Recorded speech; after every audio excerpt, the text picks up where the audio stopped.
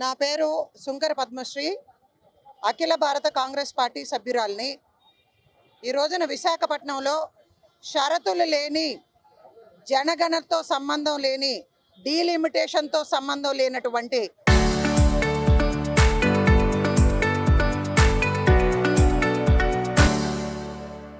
33% మహిళా రిజర్వేషన్ బిల్లుని చట్టసభల్లో అమలు చేయాలి అని చెప్పి డిమాండ్ చేస్తూ ఉన్నాం.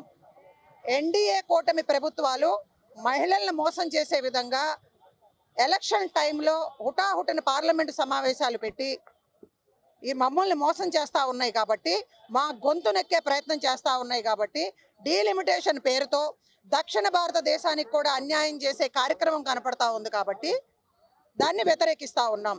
2023లో పార్లమెంటు సాక్షిగా 33% మహిళా రిజర్వేషన్ బిల్లు అమలైపోయింది.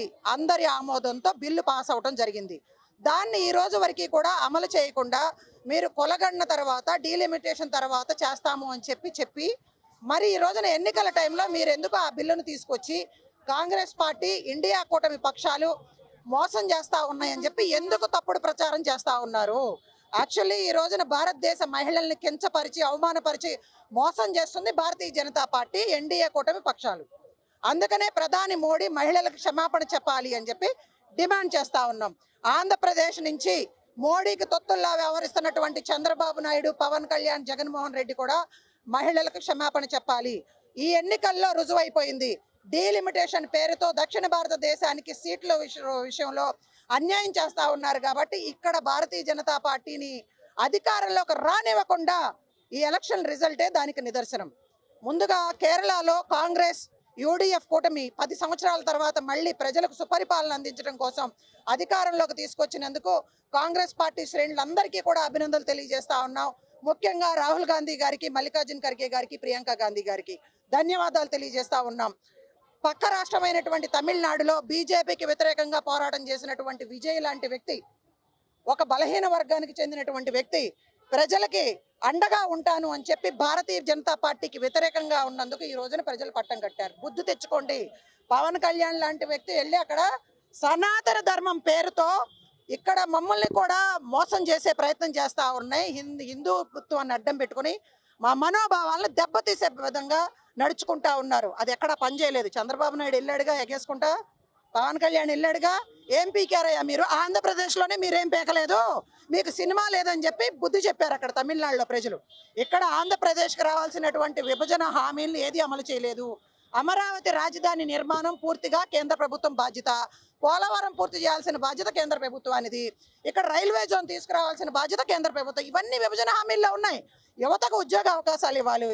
ఇవన్నీ కూడా మసిపూసి మారేడుకాయ చేసి ప్రజల్ని మోసం చేస్తూ అడ్డగోలుగా అధికారాన్ని అడ్డం పెట్టుకుని పోలీసుల చేత, అధికార పక్ష నేతల చేత మా గొంతు నొక్కే ప్రయత్నం చేస్తూ ఉన్నారు. దాన్ని ఖండిస్తూ ఉన్నాం.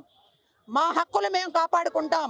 మహిళలను కేవలం ఓటు బ్యాంకు రాజకీయాలకే పరిమితం చేసి ఓట్లు వేయించుకోవడానికి సిద్ధపడుతున్నటువంటి ఈ భారతీయ జనతా పార్టీ, ఎన్డీఏ పక్షాలకి హెచ్చరిస్తా ఉన్నాం.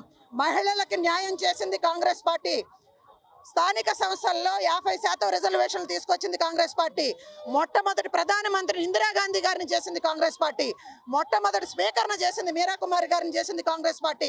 మొట్టమొదటి రాష్ట్రపతిని ప్రతిభా పాటిల్ గారిని చేసింది కాంగ్రెస్ పార్టీ. మహిళల కోసం అనేక చట్టాలు, నిర్భయ లాంటి కఠినమైనటువంటి చట్టాలను కూడా తీసుకొచ్చి మాకు రక్షణ కల్పిస్తుంది కాంగ్రెస్ పార్టీ.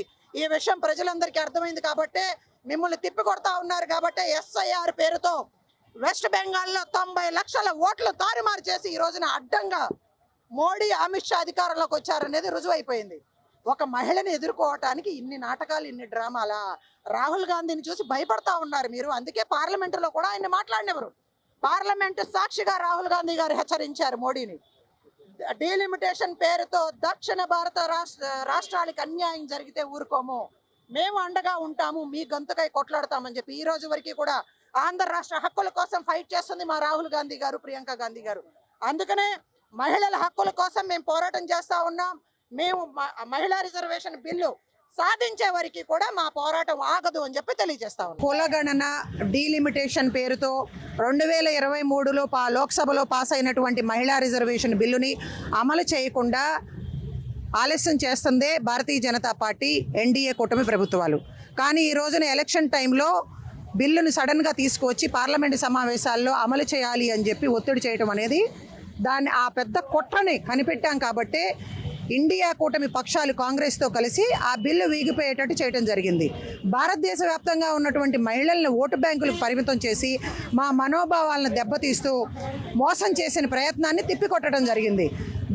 దక్షిణ భారతదేశానికి కూడా డీలిమిటేషన్ పేరుతో సీట్ల విషయంలో అన్యాయం చేస్తూ ఉంది కాబట్టి భారతీయ జనతా పార్టీని ఈ రోజున వ్యతిరేకిస్తూ అధికారంలోకి రానివ్వకుండా అడ్డుకట్ట వేయడం జరిగింది. కాబట్టి దక్షిణ భారతదేశ ప్రజలందరికీ ధన్యవాదాలు తెలియజేస్తూ కేరళలో యూడీఎఫ్ కాంగ్రెస్ కూటమి అధికారంలోకి తీసుకొచ్చినందుకు మా అగ్రనాయకులందరికీ కూడా ధన్యవాదాలు, కాంగ్రెస్ పార్టీ శ్రేణులందరికీ కూడా శుభాకాంక్షలు. పక్క రాష్ట్రమైనటువంటి తమిళనాడులో విజయ్ గారికి కూడా శుభాకాంక్షలు తెలియజేస్తూ ఉన్నాం. ఏ ప్రజలైతే నమ్మి మీరు భారతీయ జనతా పార్టీ మతతత్వ విద్వేషాలను రెచ్చగొడుతున్నటువంటి భారతీయ జనతా పార్టీ సనాతన ధర్మాన్ని అడ్డం పెట్టుకుని మోసం చేస్తున్నటువంటి భారతీయ జనతా పార్టీని వ్యతిరేకిస్తూ ఈ రోజున ప్రభుత్వాన్ని మీకు ఇచ్చినందుకు మీరు దానికి అనుగుణంగా నడుచుకుని సుపరిపాలన అందిస్తారు అని చెప్పి ఆకాంక్షిస్తూ ఉన్నాం. ఎట్టి పరిస్థితుల్లో ఈ ఎన్డీఏ కూటమి ప్రభుత్వాలు చేస్తున్న మోసాన్ని అడ్డుగడ ఏం మొహం పెట్టుకుని చంద్రబాబు నాయుడు ఈ రోజున మహిళలకి క్షమాపణ చెప్పకుండా సభలు పెడతాడంట. రా చూసుకుందాం రోడ్డు మీద నువ్వేం పీకావో ఈ రోజు వరకు ఆంధ్ర రాష్ట్రానికి ముందు దానికి సంబంధించి శ్వేతపత్రం విడుదల చెయ్యి, దానికి సమాధానం చెప్పు రాష్ట్ర ప్రజలకి. తమిళనాడు వెళ్ళి బీజేపీకి అనుకూలంగా నువ్వు ప్రచారం చేయటం కాదు, తూ అని ఉమ్మేశారు చంద్రబాబు నాయుడిని, పవన్ కళ్యాణ్ని. ఈ ఆంధ్ర రాష్ట్రంలో మీ పరిస్థితి ఇది. ఇక్కడ సభలు సమావేశాలు పెట్టి కాంగ్రెస్కి ఇండియా కూటమి పక్షాల వ్యతిరేకంగా మాట్లాడతావా? సిగ్గు అనిపించట్లేదు నీకు? ఇప్పటివరకు ఏం సాధించావని? ప్రత్యేక హోదా ఎక్కడా? అమరావతి రాజధాని నిర్మాణం ఎక్కడా? పోలవరాన్ని ఎక్కడ నిర్మించారు? వైజాగ్లో ఉన్నటువంటి రైల్వే జోన్ ఇప్పటివరకు తీసుకురాలేకపోయారు. వైజాగ్ ప్రాణ త్యాగాలు చేసి ఏర్పాటు చేసుకున్నటువంటి వైజాగ్ స్టీల్ ప్లాంట్ని ఈ రోజున అడ్డంగా అమ్మేస్తూ ఉన్నారు. పోర్టులన్నిటినీ కూడా అదానికి అంబాలనికి ధారాదత్తం చేస్తూ ఉన్నారు. ఎక్కడ భూములు దొరికితే అక్కడ చంద్రబాబు నాయుడు నీ కొడుకు లోకేష్ సూట్ కేసు కంపెనీలు పెట్టి బినామీల ద్వారా అడ్డంగా కార్పొరేట్ సంస్థలందరికీ కూడా అమ్మేస్తూ ఉన్నారు. మీరు ఉత్తరాంధ్రకు కూడా అన్యాయం చేస్తున్నారు కదా ఈ అమాయకమైనటువంటి ప్రజలు. అది తెలుసుకునే ఎప్పటికీ కూడా ప్రజలందరూ కూడా మిమ్మల్ని చేత్కరించుకుంటా ఉన్నారు, భారతీయ జనతా పార్టీని తిప్పికొడతా ఉన్నారు. ఇప్పటికైనా మీకు బుద్ధి రావటం లేదా? రేపు మీ గతి కూడా పక్క రాష్ట్రాల్లో, దక్షిణ భారత రాష్ట్రాల్లో ఏ విధంగా అయితే బీజేపీతో పట్టు పెట్టుకున్నటువంటి వాళ్ళందరికీ ఏ విధంగా అయితే బుద్ధి చెప్పారో అదే పరిస్థితి మీకు వస్తుంది అని హెచ్చరిస్తూ ఉన్నా.